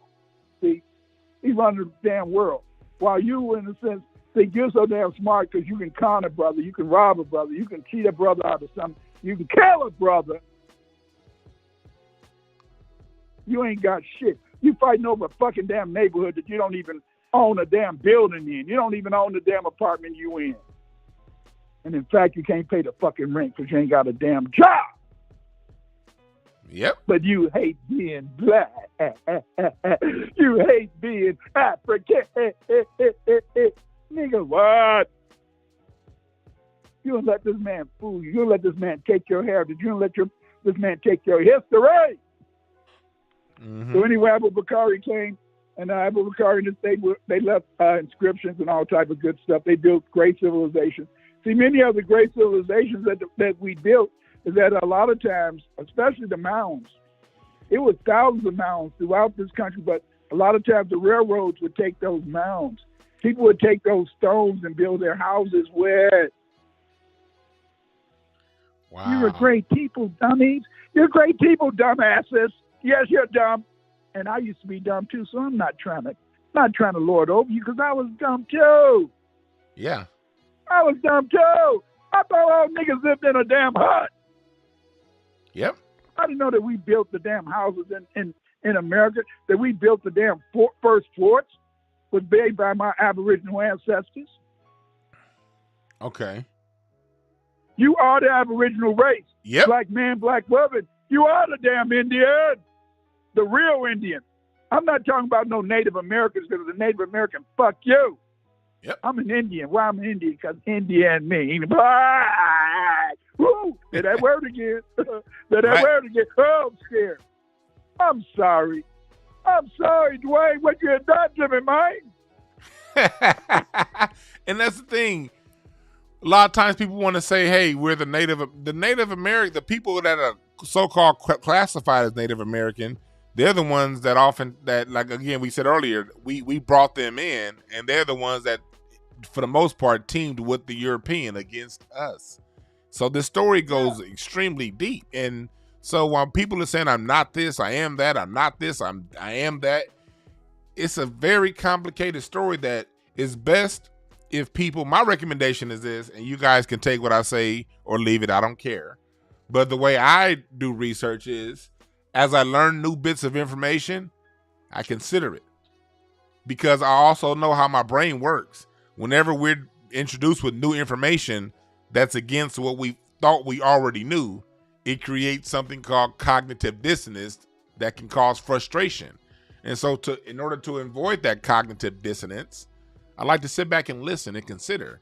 And if you're a lifelong student, like you should be, especially if you call yourself preaching and talking to other people, especially if you're one of the people that like to run your mouth a lot, you should always be in learning mode and understand that multiple things can be true at once. And as we go through this journey called life, and as we learn more throughout this journey called life, we're always going to be getting new bits of information that tend to disturb old bits of information, because the old bits of information oftentimes were lies. So it's something that you consider and you move on and you keep gaining knowledge as you go through this time through life. You don't put your heels in the sand over something that you ain't even primarily researched yourself. You just watched a YouTube video too. You got, when we have a scholar here who's written over 30 books, and you can go buy Dr. Winters' books right now on Amazon, type in Dr. Clyde Winters, and also do the same thing on his Patreon. On Dr. Clyde Winters' Patreon, he's always putting up new videos, breaking down this information, and he's putting up slides, pictures, actual tangible evidence that you can then take and do further research for yourself. This is nothing to argue about. This is nothing for you to come in this chat room preaching to other people about. Get the damn information, read it, synthesize it, and do something with it. This isn't nothing to argue about. But please, if you want to know more, get his books, get his Patreon, pay close attention, and still read your other scholars too. Because one man can't get it all.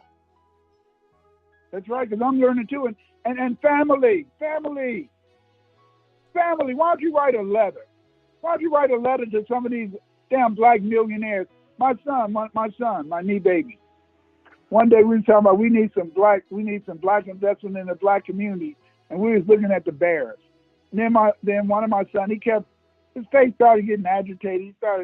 Then he finally shouted, "Y'all dumb." I said, why you say we dumb?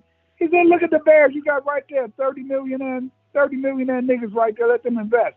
Mm-hmm. You got when you looking at those basketball games, you got about 10 millionaire niggas sitting on the bench. Family, if you want to do something, sit down and write a letter and tell them to send a check to Dwayne so he can finish his musical research and make it better. That's what you need to do. What you need to do is that instead of being afraid of being black, write a letter. Write a letter to these rich niggas and tell them to help Dwayne do his research. Help Dwayne get this knowledge out there. Because I'm going to tell you something. Knowledge is winning. Knowledge is winning. Why is knowledge winning? Because when you have knowledge, you win the race. When you have knowledge, you win the fight. You're in a race. Mm-hmm. See, when they talk about CRT, critical race theory, these people, they talking a lot of bullshit. You know what critical race theory is? Critical race theory just says that the white man say he run this motherfucker and he gonna keep running it. When you see CRT, that mean that the white man gonna do everything in his power to make sure you don't get shit. Mm-hmm. But when you pray and work hard, you can overcome. Look at what this brother did. Look at what Dwayne has done. He got a family. He got bills. And yet look at what he's doing for you. Look at what he's bringing to you. He's sharing this knowledge with you. He don't have to do this. He could be like LeBron James. He could be like the rest of these scary ass niggas. Got plenty of money but don't want to help their own fucking damn people do some real research and learn about their past. Mm-hmm. But he's ready to share with you the knowledge, the power, the grace, and the mercy. Thank you, Dwayne. Thank you. I appreciate you, Dr. Winters, for sharing your time with us, and I hope that one day we can do it again. I really appreciate this. Tell them one more time how they can get in contact with you. Okay, you can get in contact with me. You can contact me through my Patreon. You can send me, and you can go to my website, Usman Dan Fodio, and just hit me up. Just send if you have something you want to say, I'd rather do it through Patreon. I don't want to give out my email address because then, I got a lot of white people don't like what I got to say, and they'll bomb my site with a whole lot of things to knock me out. But the thing is, this is that I want you to buy my books.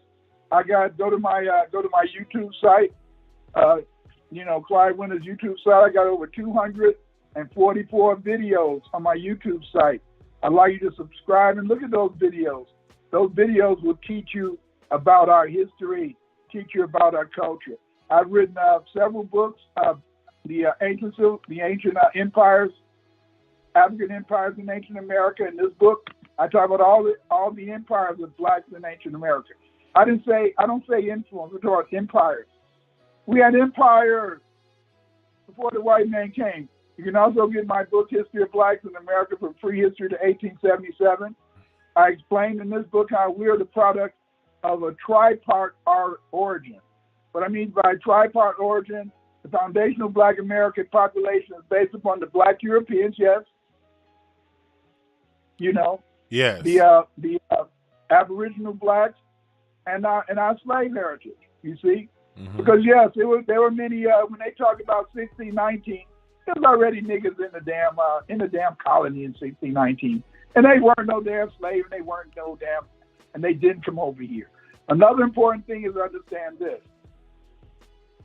I want family to understand that the first slaves in America were not from Africa.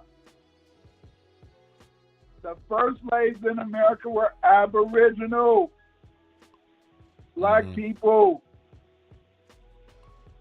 Mm-hmm. These niggas sold each other for a damn gun and some cheap-ass trinkets. And firewater. And firewater. They really sold each other for that firewater. Just like our niggas sold each other out for that damn crack. History repeats itself, man. It's just, you see it just kind of, it's the same shit in a different toilet. But he had to do that because remember, before the crack epidemic, everybody was happy to say they was black and they proud. Say it loud. I'm black and I'm proud. Then all of a sudden now, after the crack movement, everybody run, I'm not black. I'm not black. I'm not African. Mm-hmm. Nigga what? Because you're brainwashed. You're brainwashed. Mm-hmm. And then my other book, We Are Not Just Africans. If you want to really find out more about our Aboriginal heritage is foundation of Black Americans. You got to buy my book. We are not just Africans. In this book, I explain a lot about all the African tribes, and I explain in a sense, not African tribes. I talk about all the Amerindian tribes, those Black Indian tribes that live throughout the Americas. We lived in the Midwest, California, East Coast. I talk about all our Black history. I personally read that book twice. We Are Not Just Africans. I've read that book twice already. It's an amazing book, everyone. It's an yeah.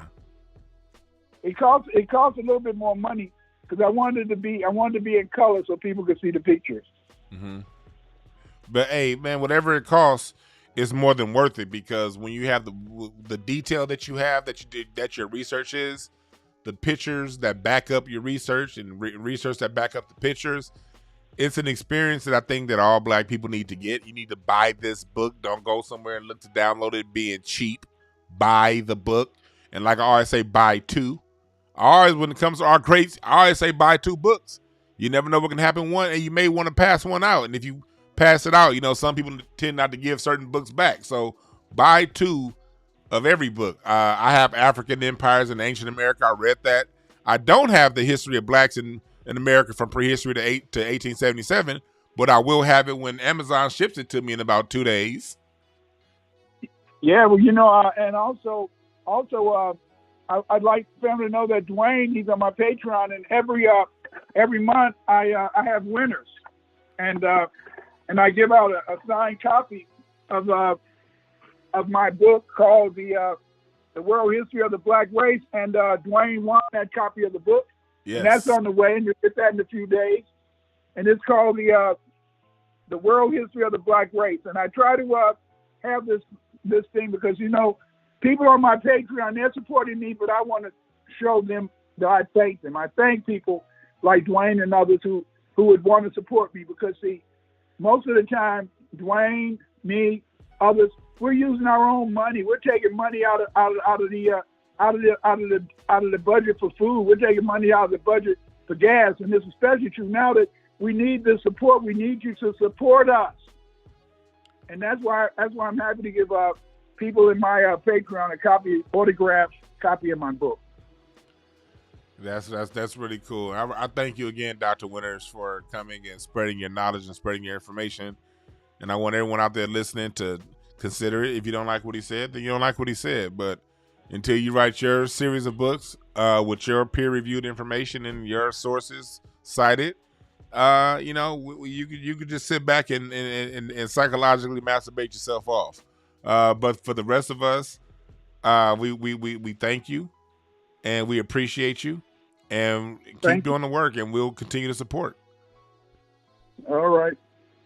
Take care, man. Thank you, Dr. Winters. Have a good one. Yeah, anytime. Thank you.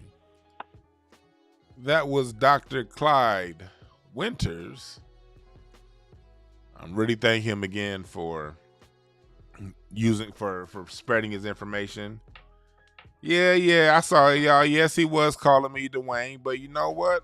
When it comes to the elders can call me what they want. I know who I am. You know who I am. I'm not gonna sit back and major in the minors when the elders are giving me information and giving me game. Requires a certain level of maturity to take in information. See, in a lot of ways, we were smarter when we were children. When we were children, we didn't do dumb things like ad hominem attacks. We didn't do things like that when we were getting information. We just got the information to pass the test. And if it's something you didn't agree with, then it's just something you didn't agree with. You got the message. It seems like the smarter people get, the more excuses they make to not get the message.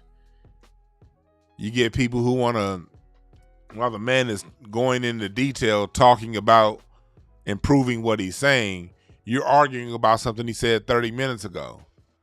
This isn't the place for that. I bring in scholars, I bring in people with information that are going to have their points of view. And sometimes I have guests, not today, but I do have guests sometimes where I do not agree with what they're saying. sometimes, or certain parts of what they're saying. Am I going to sit here and argue with them knowing that they wrote 30 some odd goddamn books to my zero? No, that's foolish. I'll let them say it. And if they end up having, and if they end up saying something that you don't agree with, then you just don't agree with it. It's not the world. This is one thing I realize about life. The world don't revolve around me. The world don't have to agree with everything I agree with. As a matter of fact, the world don't give a fuck about what DeJuan Brown agrees with. Things are what they are. Research is what it is. And just because one person says my research concludes me to D, G, and F, that doesn't mean A, B, and X doesn't exist. That's something people have to get out their minds. Just because someone is saying my research led to this, just because they didn't cover something that you wanted them to cover, it doesn't mean they disagree with you. It doesn't mean they're saying you're wrong. Maybe they're just saying it's time for you to write your book. And that's what it comes down to. Write your book.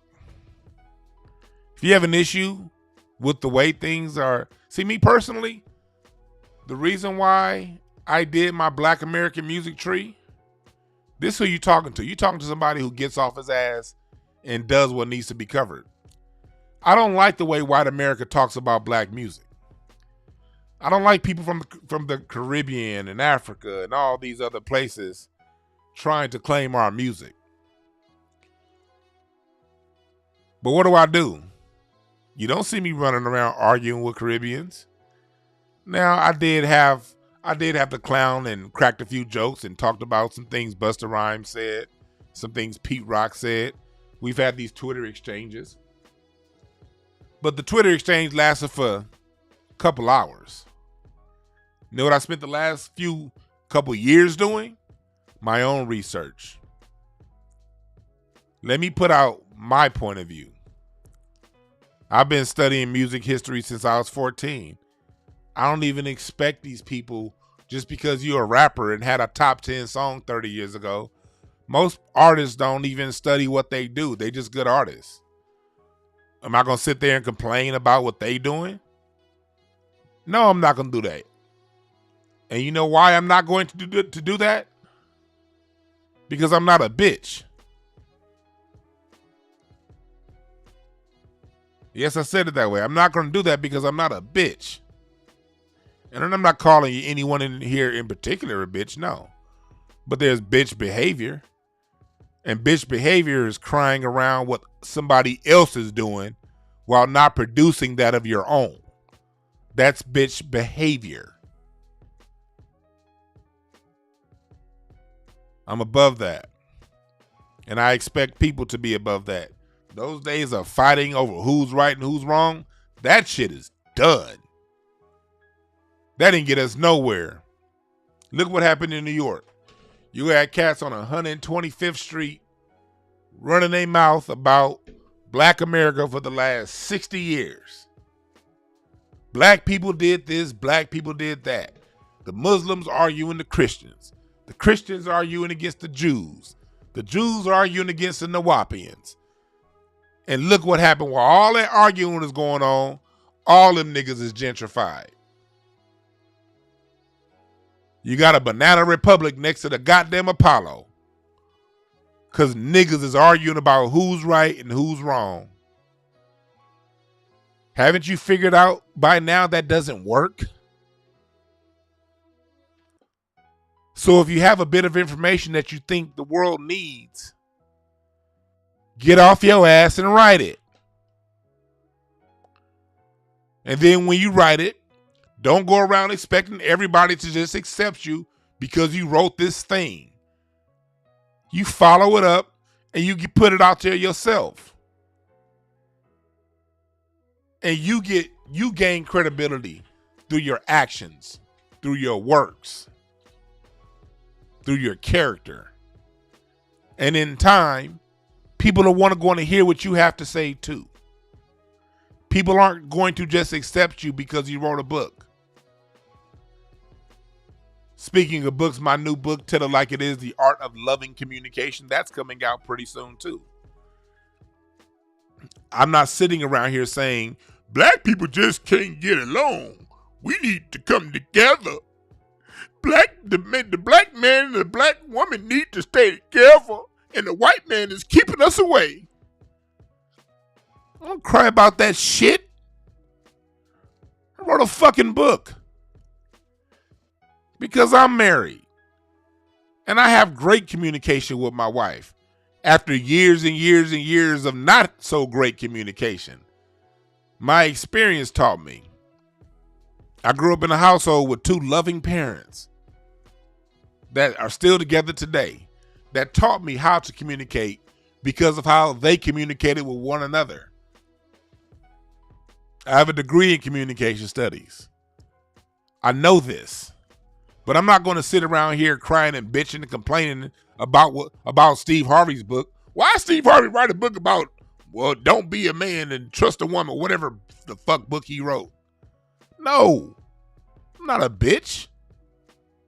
I'm going to make my own. And if what I have to say helps people, it helps. And if it doesn't help, then if it doesn't help you, then it doesn't help you. But we should know. We should know better than that. All that arguing them cats was doing in New York, and ain't none of them standing on 125th and Lenox no more, because they can't afford to. Because they're running their goddamn mouths instead of doing the work. This place, this environment, my YouTube channel, my environment, my world, this isn't a mouth-running place. This is a place where if you disagree, you get off your ass and you show the world your point of view. Instead of crying, bitching, and moaning about somebody else's. Those are hoe tactics, and we don't respect hoes here. We respect bosses. You don't get a platform. That's the issue. Black people, you'll see someone else with the ability to aggregate a following. Now you want to go around telling the world what you don't know. Aggregate your own following. Source your own material. Put together your own information. And hit me up. I might even have you on this program. Because I love people who get off their ass and do what they do. I love that. Even if I don't agree with you. Like people in the chat room like Jayla. Jayla Baxter didn't sit around and complain about how these white folks be trying to steal our movements. And no, Jayla Baxter, she's been getting off her ass the last 20 years saving women from human trafficking. Speaking about what really goes on in the street life and how our girls become victims and how the police abuse the women of the night. She didn't cry, bitch, and moan. She got off her ass and did something about it. She created a company that sells candles, and these candles go back into her work that she does. She's not sitting around complaining. She's not begging. She created a product that funds her movement. That's how we get down. We don't jump in chat rooms and bitch and moan about what other men are doing. Whatever they ain't doing, you get off your ass and you do it yourself. And that's what I want to thank Dr. Clyde Winters for. Dr. Clyde Winters didn't say, hey, I don't like the way these white folks are telling our history. He got off his ass and researched the history for himself. And he wrote books based off of his research. I implore you to do the same. Because if you feel passionately about whatever you're talking about, that means we probably need to hear it. That means your contribution is probably what's necessary to fill the pieces of this puzzle. Our history is a puzzle. Dr. Clyde Winters has his pieces of the puzzle. Dr. James Emotep has his. Dr. Ivan Van Sertima had his. Dr. Frances Cress Welsing had hers. J.A. Rogers, Dr. John Henry Clark, Dr. Ben. Everyone has their piece of the puzzle. No one has the whole puzzle. No word can be and fix the whole puzzle. It takes all of us to do our part to fill in the whole picture. That's why I implore you out there who disagree to put your information in a succinct, intelligent, easy to follow format, because you probably have something that we need to hear. But it ain't going to be heard in the chat room of a YouTube video. That's something you got to do on your own. You dig what I'm saying? And so again, thank you everybody for listening. And remember this. Get your Black American Music t-shirts at incenseandashtrays.com. Get your Black Scholars t-shirts at hotepish.com.